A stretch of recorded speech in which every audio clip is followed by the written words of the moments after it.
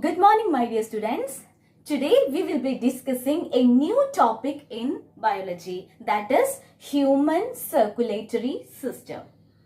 So far we have studied different life processes that is taking place inside our body. Like respiration, digestion, nutrition, all these processes are essential for our body.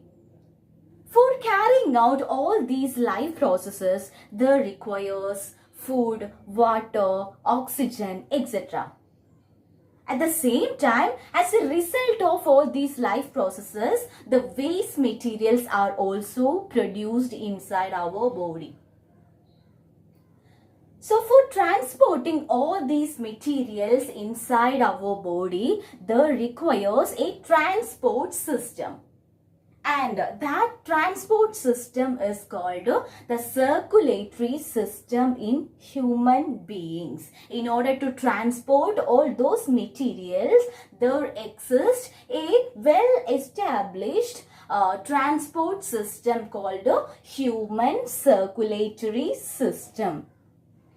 The human circulatory system consists of mainly three parts: blood, blood vessels, and heart. Coming to blood, blood is the red colored fluid which flows through the blood vessels. And there are different functions which is performed by the blood inside our body. Most importantly, the digested food from the small intestine is transported with the help of blood throughout our body. And the oxygen from the lungs is carried to the different cells of our body through the blood. Okay, and also the waste materials that are produced as a result of the life processes are also eliminated with the help of blood. And coming to the components of blood, it consists of two main components. First one is a solid component is there and a fluid component also is there. The fluid component is called the blood plasma. 90% of the blood plasma consists of water. And coming to the solid components, it includes the blood cells. There are three main blood cells present in the blood, that are RBC, WBC, and the platelets. RBCs are otherwise called erythrocytes, red blood cells. Okay, WBCs are otherwise called leukocytes or white blood cells. And platelets are otherwise called thrombocytes. Coming to RBC, it is the red colored blood cell, and due to the presence of the pigment called hemoglobin, it is having a red color. The function of RBC is to carry oxygen and also the carbon dioxide. And coming to WBC or leukocytes, it is colorless. And the function of WBC is to fight against the germs and also it protect us from diseases. Then platelets are also the colorless cells. It helps in the formation of blood clot. We know that when we are getting injured, after some time a blood clot will be formed there. So that is due to the presence of platelets in the blood. So these are the three types of blood cells. Then coming to the blood vessels. There are three types of blood vessels are there inside our body. First one is artery, then second one is vein, and the third one is capillaries. Arteries are the blood vessels which carry oxygenated blood from the heart to the different cells of our body.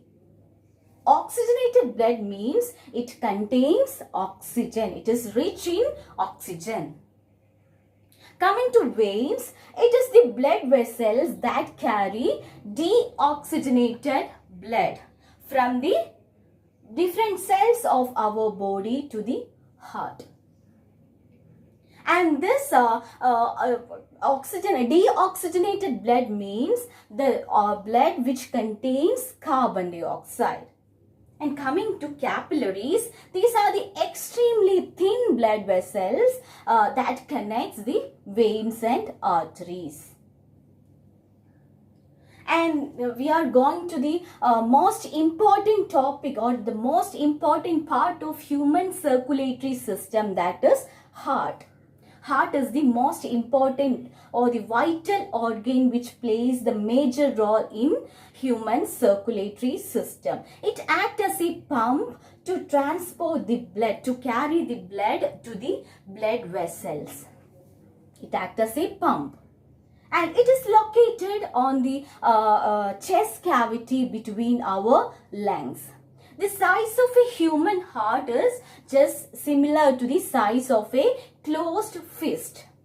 And the lower tip of the heart is slightly tilted towards the left side. The heart is enclosed within a double-layered membranous sac called a pericardium. And the heart have 4 chambers. The left side consists of 2 chambers, and the right side also consists of 2 chambers. Left side consists of left atrium on the upper side and left ventricle on the lower side. And coming to the right side upper side consists of right atrium, and the lower side consists of right ventricle. This right side and left side is partitioned, or it is separated by a septum, a thick wall called a septum, in order to prevent the mixing of oxygenated blood and deoxygenated blood. The left side transports the oxygenated blood and the right side contains deoxygenated blood. And the rest of the things will be discussed in our next class. Thank you.